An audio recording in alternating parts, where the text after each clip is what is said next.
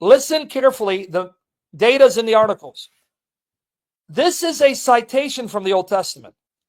Now, it is not certain whether Hebrews is citing the Greek version of Psalm 97:7 or Deuteronomy 32:43.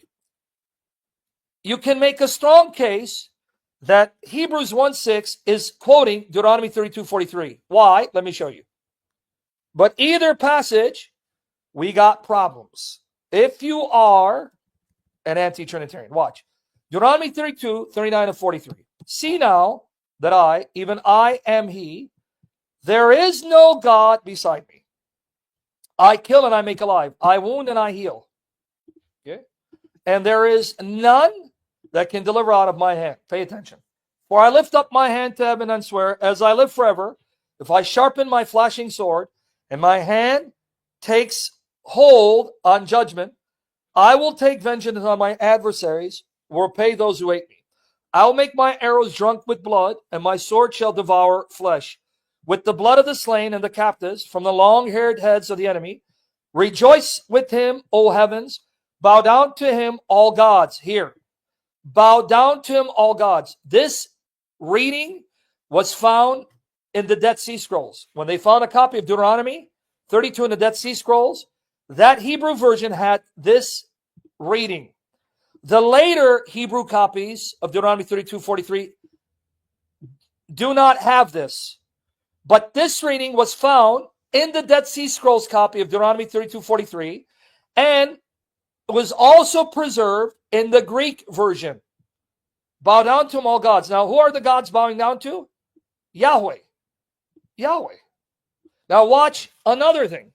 Bow down to him, all gods, for he avenges the blood of his children and takes vengeance on his adversaries. He repays those who hate him. This key right here. And cleanses his people's land. Deuteronomy 32:43 says, all the gods are to bow down to Yahweh, and Yahweh will cleanse his people's land. Now, here's the Greek version. Here's the Greek version. Rejoice, ye heavens, with him. Let all the angels of God worship him. Oh, wow. That's the Greek version. That means the Greek was translating an older form of the Hebrew of Deuteronomy 32:43, a version that had this line. And the Dead Sea Scrolls, which furnished the oldest surviving copy of Deuteronomy 32:43, there it is. Bow down to them, all gods, which the Greek translated as angels. These are the angelic gods who are to worship Yahweh. Yahweh. Rejoice, ye Gentiles, with his people. Let all the sons of God strengthen themselves in him, for he will avenge the blood of his sons, and he'll render vengeance and recompense justice to his enemies, and will reward them that hate him. Now, here's the other line. And the Lord shall purge the land of his people. Meaning the Lord will purify, cleanse the land for his people to live in it. You know why that's interesting? Because the Greek word purge is the same Greek word used in Hebrews 1:3. Let me show you.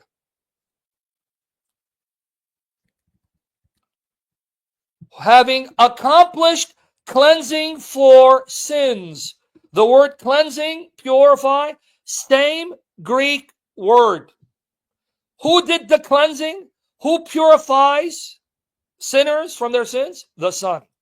But who cleanses and purifies the land of sin? Yahweh. It's the same Greek word right here. Are you catching it? Hebrews has Jesus doing what Deuteronomy 32:43 states Yahweh does. Like Yahweh, Jesus purges, cleanses sin. And also, like Yahweh, Jesus is worshipped by all the gods. Let all the angels of God worship him. You're telling me Hebrews is not identifying Jesus as God? There it is, right there.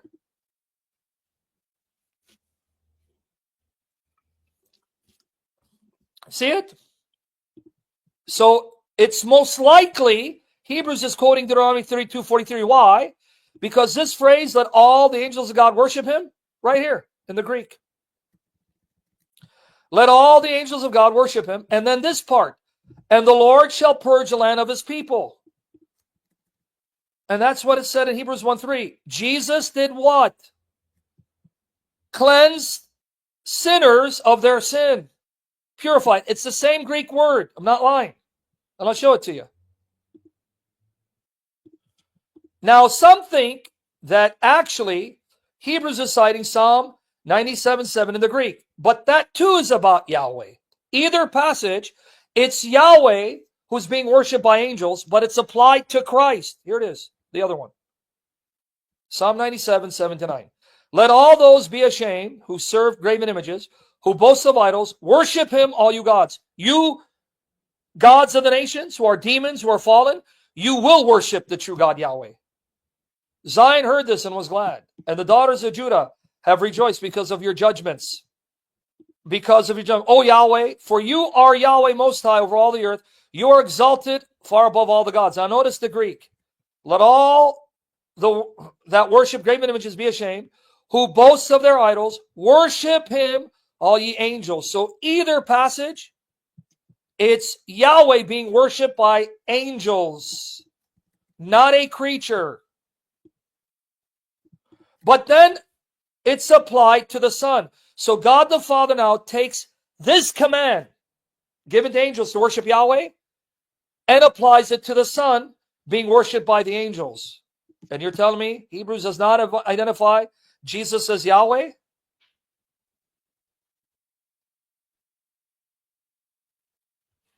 Are you catching the point? Here, look how it works out logically. All the angels are commanded to worship the Son as Yahweh God.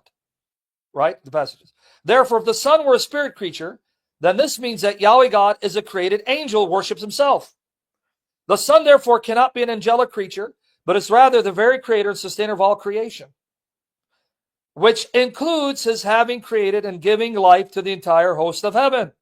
Can't get around it. Right? Now, let me show you the Greek word for cleansing and then compare it with the Greek of Deuteronomy 32:43. Okay, watch here. Here's the word.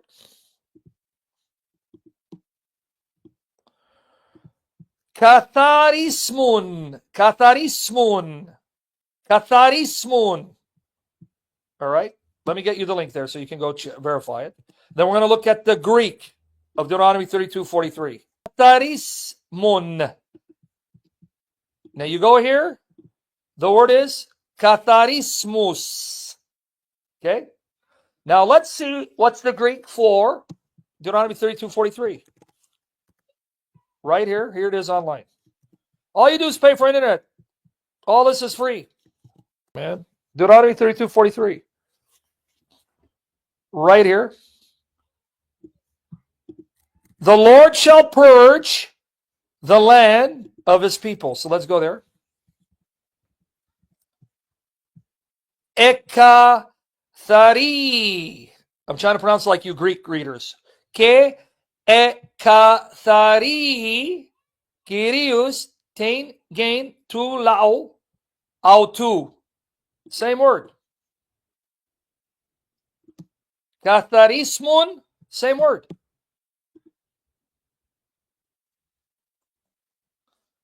You got it? So do you see how irrefutable the evidence is? Jesus is being described as the one the Father employed to create the ages, meaning he's ageless. He has no beginning. And he sustains everything by his powerful word, something attributed to Yahweh. And all the angels worship him like they worship Yahweh. And like Yahweh, he cleanses sin. And you're telling me he's not Yahweh? Tell me he's not Yahweh? And then how many created and sustain all creation? Let's see. Job 9:8. Who alone stretches out the heavens? Does anyone help him? Job 9:8.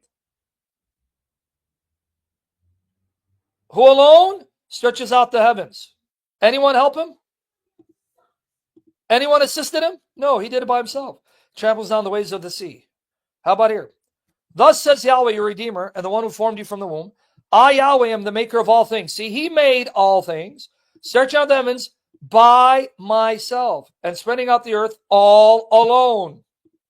All alone, right? How could the Son be a created God whom God the Father used to create all things, if the New Testament doesn't contradict the Old Testament? Alone, right? But now, remember, God is a spiritual being. He's not a physical being. So when you talk about hands, that's a metaphor for his unlimited power. Hands, plural, meaning unlimited power.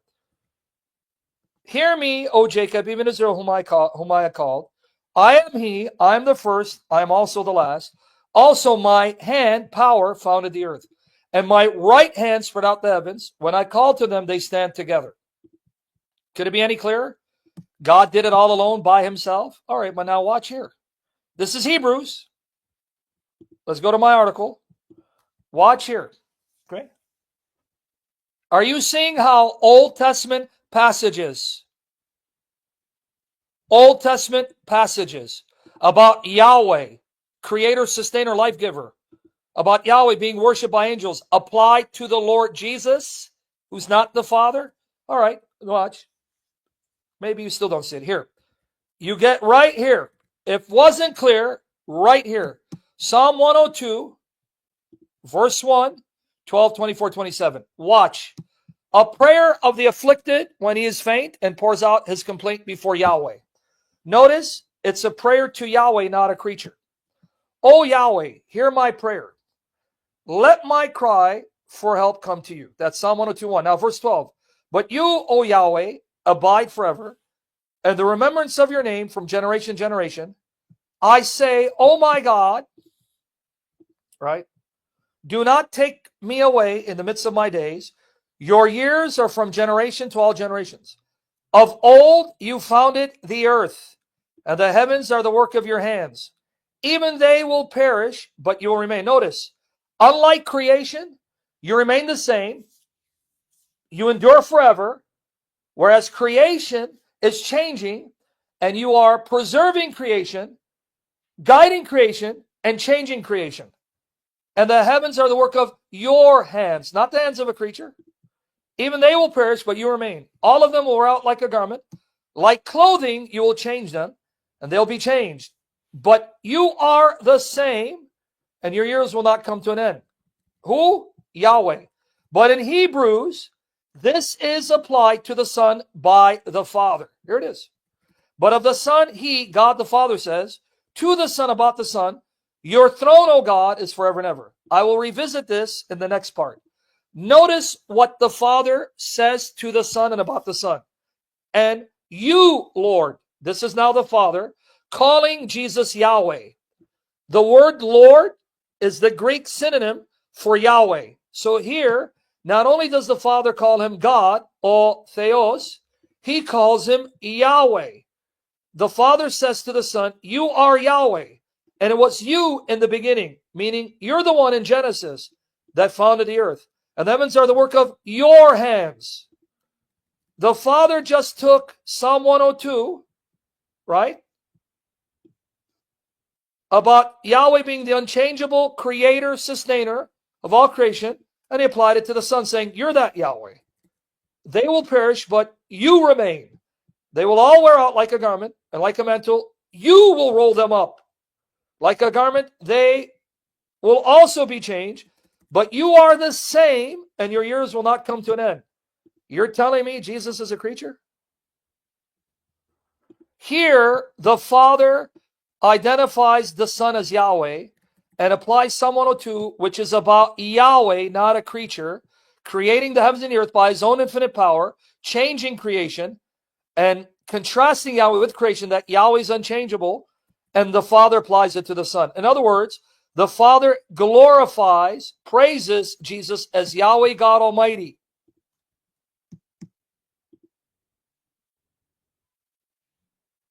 Could it be any clearer? He's not the Father, not the Spirit, but he's one with the Father and the Spirit, and he's the Almighty Yahweh. Yahweh, the wisdom of the Father. Yahweh, the Son of God.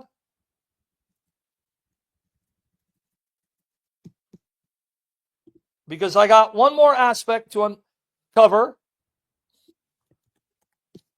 Is it mind-blowing to you how passages about Yahweh, passages about Yahweh being the creator, being the sustainer, being almighty, being unchangeable, right? Being the one whom all angels worship, is applied to the Son? And Hebrews has the Father applying them to the Son. So the Father is identifying the Son as Yahweh.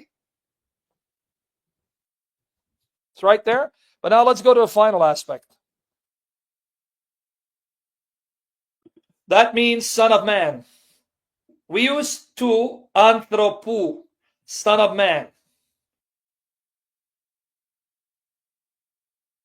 Here's the other aspect showing he cannot be a creature. Watch here. Pay attention. According to Jehovah's Witnesses, and Christ is a created angelic God and one of the created sons of God. Now watch here. Watch here. Psalm 86, 8 to 10.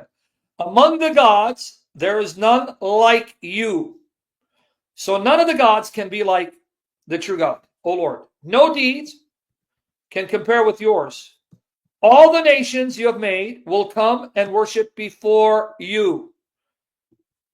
O Lord, they will bring glory to your name. Okay? For you are great and do marvelous deeds. You alone are God. Now notice, none of the other gods are like Yahweh, are as mighty as Yahweh, or can compare to Yahweh. Okay? Psalm 86, 8 to 10. I learned this argument from a former Jehovah's Witness, by the way.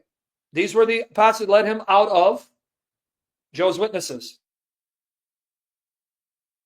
Now watch. The heavens praise your wonders, O Lord Yahweh, your faithfulness too in the assembly of the holy ones. Now watch. For who in the skies above can compare with the Lord? Nobody, right? Who is like the Lord among the heavenly beings? Now the word heavenly beings means sons of God. In the council of the holy ones, God is greatly feared. He is more awesome than all who surround him. O Lord God Almighty, who is like you? O, you are mighty, O Lord, and your faithfulness surrounds you. Now notice, none of the sons of God in heaven, meaning the angelic creatures, can compare to God, are like God, or mighty like him. Right? The word is sons of Elim. Who among the sons of the mighty is like Yahweh? Okay, we got it? Okay. Nobody, right? Remember, Jehovah's Witnesses, Arians say Christ is an angelic God, one of the created sons of God, which means he can't compare to Yahweh. He can't be as mighty as Yahweh, right? Cannot do what Yahweh does. But we got a problem. Houston, watch the problem. Who is the radiance of his glory, the exact representation of his nature. Damn, Gina. The word is character. The word character means the exact imprint, exact copy, exact duplicate. The Son not only radiates God's glory, which shows he must be equal to God in essence. Why? If he's the radiance of God's glory, that means God radiates his glory to us, and that radiance is the Son. Let me ask you a question if you're paying attention. Let me ask you a question if you're paying attention. The word radiance refers to the outshining of an object, like the sun in the sky, that emits light. The radiance that comes from the sun above us, is that radiance, the light that comes from it, of the same essence? Does it have the same essence? Or is it of a different substance? Pay attention. We're going to go deep.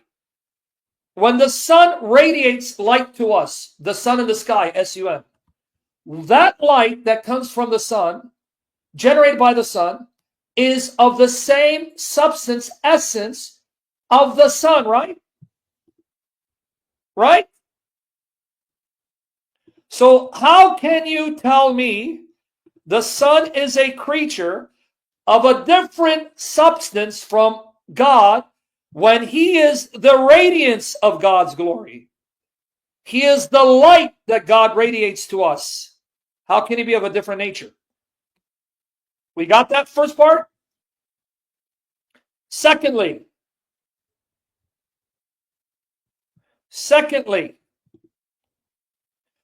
it says he's the character of his nature, the exact copy of his being. Now let me show you how the Jehovah's Witnesses render it. All right. And the exact representation of his very being. Houston, we got a problem. Psalm 86, 8 to 10. Psalm 89, 5 to 8 says, none of the angelic gods who are created, none of the created spirit sons of God are like God, comparable to God, resemble God, and do the things that God can do in the way that God does it. This one is the exact representation of his very being. Now let's see what the Greek says. All right. Now watch. Ke character tis hypostasios of him. Autou. Let's see what character means. Watch. Character, exact representation, express image, an impression, representation, exact reproduction. Right? A graving tool. From the Greek verb karaso, meaning grave or to inscribe. Corresponding Greek Hebrew entries. While there is no direct Hebrew equivalent to character, the concept of an image or likeness can be related to the Hebrew word selim, which is used in Genesis 1:26, but not exactly, because in the Greek, selim would be icon. Okay, humanity may be made in the image of God. The term character, now watch, this is the key. In the Greek language, refers to an engraving tool or stamp, like a signet ring. You put in wax, and then you press that wax on your ring to seal a letter, and it leaves the exact imprint of your ring. Exact imprint, right? Graving tool or stamp, and by extension, the mark or impression made by such a tool. In the New Testament, it is used metaphorically to describe the exact representation or image of something, particularly in relation to the nature and essence of God as revealed in Jesus Christ. Now watch where we're going with this. In ancient Greek, character, watch here. Ancient Greek, character was commonly used in the context of engraving and minting coins, where it denoted the precise, notice, the precise image or likeness stamped on a coin. This concept of an exact representation, pay attention, exact representation, right, was significant in philosophical, theological discussions about the nature of divinity and the visible manifestation of the divine. In the context of the New Testament, it underscores the belief in Jesus Christ as the perfect and complete revelation of God the Father. So you got it, right? You got it? Properly an engraving, an exact impression, which also reflects inner character. Character was originally a tool used for engraving and then came to mean a die, mold. Finally, it stood for a stamp or impress used on a coin or seal. In each case, the stamp conveyed the reality behind the image. The Greek fathers used character, the ultimate radiance, of the supreme effulgence of Christ, showing forth his glory as the second person of the eternal Godhead. Okay, we see what it means? Because now you're going to see why this buries anti-Trinitarianism. Okay, we got it, right? I don't need to go on. We got it, correct? Right? Watch here. Look what it says here. The mark stamped upon the instrument of wrought out on it. Hence, universally, a mark or figure burned or stamped on an impression. The exact expression, image of any person or thing, marked likeness, precise reproduction in every respect. Okay? Character tis hypostasios tou theou, of Christ, accusative to his nature as theis logos. Right? So far, is that so far? I forgot the P here. So far, gidi theou is o character. Yeah, it's R. I'm sorry. Soragidi theou is o character estin o adius logos. Anyway, character theas dunamius of the human mind. Ton anthropon plasin tis iatu ikonos charactera I pisti and agape charactera theou patros dia Jesu Christu. You got it now, right? All right. Didn't mean to bother you or bore you with this, but exact representation, exact likeness. From the same as karax, graver, the tool or the person, engraving, the figure stamped, an exact copy or figure representation, express image. We got it now? What is the implication? God's being is infinite, uncreated. And the essential characteristics of the being of God include omnipotence, omniscience, omnipresence. If Christ is a creature, how can a creature be the exact copy, exact duplicate of an infinite, uncreated, almighty being? You see the problem?